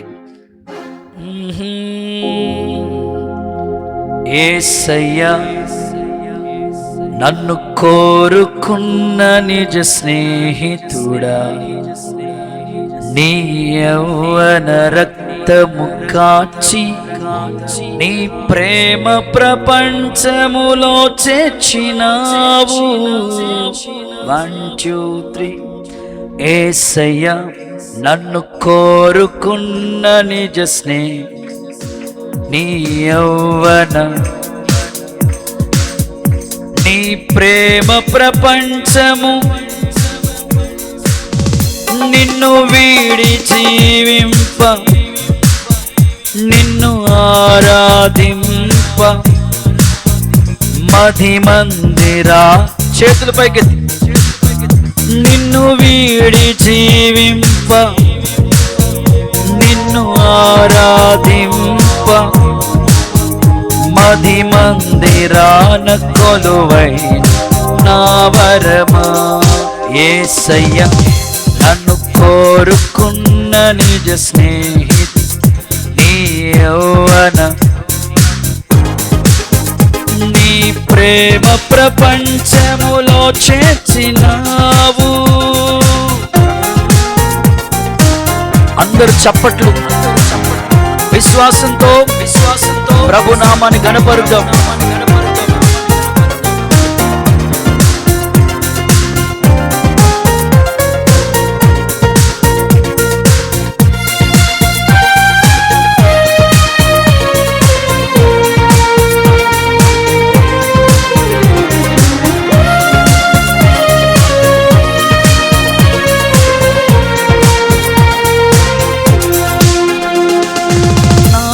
గురి గమ్యమైన నిన్ను చేరుటకు ఈ లోక నటనలు చూసి నన్ను మురిసిపోనివ్వకు. నా గురి గమ్యమైన నిన్ను చేరుటకు ఈ లోక నటనలు చూసి నన్ను మురిసిపోనివ్వకు. పొందబో బహుమానము సిలువను మోయుచు నిన్ను వెంబడించెదను. పొందబో బహుమానము సిలువను మోయు నిన్ను వెంబడించెదను. యేసయ్యా నన్ను కోరుకున్న పాడదాం యౌవన నీ ప్రేమ ప్రపంచములో నిన్ను వీడి జీవింప నిన్ను ఆరాధింప మహిమందిరాన కొలువైన అయ్యా నిన్ను వీడి జీవింప నిన్ను ఆరాధింప మహిమందిరాన కొలువైన వరమా. హల్లెలూయా. ఓకే, స్నేహ బంధం మధ్యలో ఖచ్చితంగా ప్రార్థన కలిగిన స్నేహితులుగా మీరు ఉండాలి. ఆ ప్రార్థన ఎప్పటికీ మీ స్నేహితులు రక్షిస్తుంది. ఒక చిన్న ఎగ్జాంపుల్ చెప్పేసి ముందుకు వెళ్ళిపోతాను. థర్డ్ పాయింట్లోకి వెళ్ళే ముందు ఈ ఎగ్జాంపుల్, మనం అక్కడక్కడ ఎవరైనా ఇంటికి వెళ్తే, ఎవరి గృహానికైనా మనం వెళ్ళినా, లేకపోతే ఏదైనా డిపార్ట్మెంట్లో వర్క్ చేయడానికి అక్కడికి వెళ్ళినా, అది క్రిస్టియన్ హౌస్ అయితే ఖచ్చితంగా మీరు చూస్తారు కదా, నా వైపు చూడండి, ఇలాగా ప్రేయర్ హ్యాండ్స్ ఉంటాయి. చూసారా మీరు? ప్రేయర్ హ్యాండ్స్ చూసారు ఎక్కడైనా మీరు? ఆ ఈమెయిల్స్ మనం చూస్తూ ఉంటాం కదా, ఎక్కడైనా మనం ఎవరి ఇంటికైనా వెళ్ళినా, లేకపోతే అదొక జస్ట్ ఒక టేబుల్ ఉన్న దాని మీద ప్రేయర్ హ్యాండ్స్ ఉంటాయి. అసలు ఈ ప్రేయర్ హ్యాండ్స్ అనేది ఎలా వచ్చింది అంటే, దీనికి ఒక చక్కని స్టోరీ ఉంది. ఆ ప్రేయర్ హ్యాండ్స్ అనేది ఎలా స్టార్ట్ అయిందనంటే, వాళ్ళిద్దరు స్నేహితులంట. వాళ్ళిద్దరూ కలిసి అద్భుతమైన స్నేహం చేస్తూ ఉన్నారు. కానీ విచారకరమైన విషయం ఏమిటంటే, ఈ ఇద్దరు కూడా అంతంత మాత్రమే, మిడిల్ ఫ్యామిలీ, అంతంత మాత్రమే. మిడిల్ ఫ్యామిలీలో పరిస్థితులు ఎలా ఉంటాయంటే, ఏది అందుకోలేము, ఏ సహకారం ఉండదు. వీళ్ళిద్దరు అనుకున్నారంట, ఒరే ఓ పని చేద్దాం అని అనుకున్నారంట. ఏం చేయాలనుకుంటున్నారు నువ్వు అంటే, నాకు ఫ్యూచర్లో ఒక మంచి చిత్రకారునిగా నేను అవ్వాలనుకుంటున్నాను అని. సరేరా బాబు, చిత్రకారుని నేను కూడా మంచిగా బొమ్మలు గీస్తూ ఉండేవాడిని. నాకు ఆ ఆశ ఉండేది. బిఎఫ్ఏ ఫైన్ ఆర్ట్స్ అని ఒక సిలబస్ ఉంటుంది, దీనికి సంబంధించి స్టడీ ఉంటుంది. నేను చదువుకునేటప్పుడు ఇది చదివితే ఇంకా పెద్ద పెద్ద వాట్స్కి తీసుకుని వెళ్తారన్నమాట. ఇది షిప్పుల్లో పెద్ద పెద్దకి సంబంధించిన వాట్స్లో ఈ ఆర్ట్స్కి ఒక స్కూల్ ఉంటుంది. వాళ్ళు అనుకున్నారంటే, ఓ పని చేద్దాం, ఒరే మన ఇద్దరం కూడా కష్టపడి చదువుకోవడానికి మన డబ్బులు సరిపోవు, ఓ పని చేయి, స్నేహితులం కదా, వినండి, స్నేహితులం కదా, నువ్వేమో చదువుకో, కష్టపడి చదువుకో, నేను వెళ్ళి ఇదిగో ఆ రాడును చూసావు, కొండ రాడు, దాన్ని బద్దలు కొట్టి, ఆ కొండ రాడు బద్దలు కొట్టి పని చేసి వచ్చి ఆ డబ్బులు నీకు ఇస్తాను, నువ్వు చదువుకో, ఫీజు కట్టుకుంది కానీ నేను డబ్బులు నీకు ఇస్తాను. అంటే స్నేహ బంధం గురించి మాట్లాడుతున్నాను. సరే అని ఫిక్స్ అయిపోయారంట. ఒరే ఓ పంచే, మరి నువ్వు గుర్తుపెట్టుకోవాలి, నేను చదువుకుని ఓ స్థాయికి వచ్చిన తర్వాత మరలా నన్ను కూడా నువ్వు చదివించాలరా బాబు, ఎందుకంటే నీకోసం నేను కష్టపడి ఈ కొండరాడుని బద్దలు కొట్టి పని చేస్తున్నాను కదా, నువ్వు కూడా నేను కష్టపడిన దానికి ఏదో చిన్న సహకారం చేయి అన్నాడట. సరేరా బాబు అని ఫిక్స్ అయిపోయారు ఇద్దరు. వీడు చదువుకుంటున్నాడు. 1 సంవత్సరం 2 సంవత్సరాల మొత్తం మీద చదువు అయ్యింది. చదువు పూర్తయిపోయిన తర్వాత ఈ అద్భుతమైన ఆర్టిస్ట్ అయిపోయాడు. చాలా అద్భుతంగా తన చేతులతో అద్భుతమైన బొమ్మలు గీస్తూ ఉన్నాడు. ఈ చదువు పూర్తయిపోయిన తర్వాత వీళ్ళిద్దరి మధ్యలో ఒప్పందం ఏంటక్క, ఈయన కూడా చదివించాలి. సరే నువ్వు కూడా చదువుకో, నేను నా చదువు పూర్తయిపోయింది కదా అనుకుని నేను నీకు డబ్బులు ఇస్తాను అని చెప్తే, అతడు చదువుకోవటానికని ఆ చదువుకు సంబంధించి డ్రాయింగ్ సంబంధించింది ఆ బ్రష్ పట్టుకుంటూ ఉంటుంటే, ఈ చేతులు ఇగో చూడండి, చేతులు బండగా, ఎందుకంటే పెద్ద పెద్ద కొండని బద్దలు కొట్టాడేమో, చేతులన్నీ కూడా బండ చేతులు అయిపోయినాయి. ఒలిపొలిసే వాళ్ళ చేతులు ఎలా ఉంటాయి చూడండి, రాడులా అయిపోతాయి. తన చేతులతో ఈ బ్రష్ పట్టుకోలేకపోతున్నాడు, ఎందుకంటే అన్ని గాయాలు అయిపోయినాయి. వెంటనే వాడు అన్నాడట, ఒరే నాకు ఇక ఈ బొమ్మలు గీసే ఆ కృప నాకు లేదురా, ఇక నేను చదువుకున్నాను, ఎందుకంటే చేతిలో బ్రష్ కూడా నిలబట్టలేదు, ఈ చేతులు గాయాలైపోయిన కొండను బద్దలు కొట్టి నేను చదివించాను. వెంటనే అన్నాడంటే, మరి ఎట్లా, ఏం చేద్దాం, ఓ పని చేయి, నేనైతే ఇంకా పెయింటింగ్ సంబంధించిన ఆ స్టడీ నేను చేయలేను. వెంటనే ఆ స్నేహితులు అన్నాడట, ఒరే నన్ను ఇంత కష్టపడి చదివించినందుకు కృతజ్ఞతగా నీ హ్యాండ్స్లా పెట్టరా, నీ కోసం ఆ హ్యాండ్స్ని నేను బొమ్మ చక్కగా గీస్తానని చెప్పాడట. ఆ బొమ్మ గీసిన హ్యాండ్సే అదిగో ప్రేయర్ హ్యాండ్స్. ఇప్పుడు అందరి ఇంట్లో ఆ ప్రేయర్ హ్యాండ్స్ ఉంటాయి. ఒకసారి చప్పట్లు కొడుతూ యేసయ్యకి మహిమ చెల్లిద్దామా. నేను ఆశించేది ఏంటంటే, నువ్వు చేతులెత్తి చేసిన ప్రార్థన అనేకుల జీవితాల్ని కడతాయి. నీ భర్త హృదయం మారుతుంది, నీ ఇంటోళ్ళు మారుతారు, నీ స్నేహితులు మారుతారు. నిజంగా స్నేహితుల మధ్యలో ఈ ప్రార్థన చేసే అనుభవం నీకు ఉండాలి. ప్రభు నీకు అలాంటి కృపనిచ్చునుగాక. ఆఖరి మాట, చివరి మాట చదువుకుని మనం ప్రేయర్ చేసుకోబోతున్నాం. థర్డ్ వన్, స్నేహితుల మధ్యలో ఎలాంటి లక్షణాలు ఉండాలి. చదవండి మత్తయి సువార్త 20వ అధ్యాయం 13వ వాక్యం చదువుకుని మనం ప్రార్థన చేసుకోబోతున్నాం. మత్తయి సువార్త 20:13. అందుకతడు వారిలో ఒకడిని చూసి, స్నేహితుడా, నేను నీకు అన్యాయం చేయలేదే. చాలు. మూడవదిగా, అన్యాయం చేయని స్నేహితులు. నాతో కలిసి చెప్పండి. సో మీరు నిజంగా ఎవరితోనైనా స్నేహం చేసేటప్పుడు ఈ బంధం ఉండాలి ఖచ్చితంగా. నువ్వు ఎవరితోనైనా సరే ఫ్రెండ్షిప్ చేసే ముందు దేవుడు నీకు ఎప్పుడు అన్యాయం చేయలేదు. So at the same time దేవుడు కూడా నువ్వు ఎప్పుడు అన్యాయం చేయకూడదు. నీ తల్లిదండ్రులకి ఎప్పుడు అన్యాయం చేయలేదు. నువ్వు ఎప్పుడు కూడా నీ తల్లిదండ్రులకి ఎప్పుడు అన్యాయం చేయకూడదు. సంఘము మనకు ఎప్పుడు అన్యాయం చేయలేదు. మన కోసం కన్నీళ్లు పెట్టుకుంది, మన కోసం ప్రార్థన చేసింది. అన్ని విధాలుగా సేవకులు మనల్ని ప్రోత్సహిస్తూ మనల్ని బలపరుస్తూ వచ్చారు కదా. నువ్వెప్పుడు సేవకు కానీ, సంఘానికి కానీ, దైవజనుడు కానీ, ఎప్పుడు నీ స్నేహితులకు కానీ ఒక్కరికి నీ జీవితంలో అన్యాయం, నీ ద్వారా అన్యాయం జరగకూడదు. మీ పక్కలకి షేక్ అండి చెప్పండి, ఎవరికి అన్యాయం చేయొద్దని చెప్పు. వాళ్ళ ముఖం చూసి చెప్పమ్మా, ఎవరికి అన్యాయం చేయొద్దని చెప్పండి. కొంతమంది చెప్పట్లేదు. సో మీరు మంచోళ్ళు. ఇంకోసారి చెప్పండి, ఎవరికి అన్యాయం చేయొద్దని చెప్పండి. రైట్. కొన్నిసార్లు తల్లిదండ్రులు అంత కష్టపడి చదివిస్తారా, గుండెల మీద తన్ని వెళ్ళిపోతుంటారు. సో అది దాన్ని ఏమంటారంటే అన్యాయం. సో మీ పేరెంట్స్ని ఎప్పుడు అలా చేయకండి. నెక్స్ట్, దేవుడికి ఎప్పుడు అన్యాయం చేయకూడదు. ఒకసారి కృపక్క నేను ఏదో సందర్భం డిస్కషన్ చేసుకుంటూ మాట్లాడుకున్న సేవ విషయాల గురించి మాట్లాడుకుంటూ ఉంటుంటే అక్క నాతో చెప్పారు మాట, ఎందుకు నువ్వు అంత బాధపడిపోతావు, ఎందుకు అంతగా ఆలోచిస్తావు నాన్న అన్నది.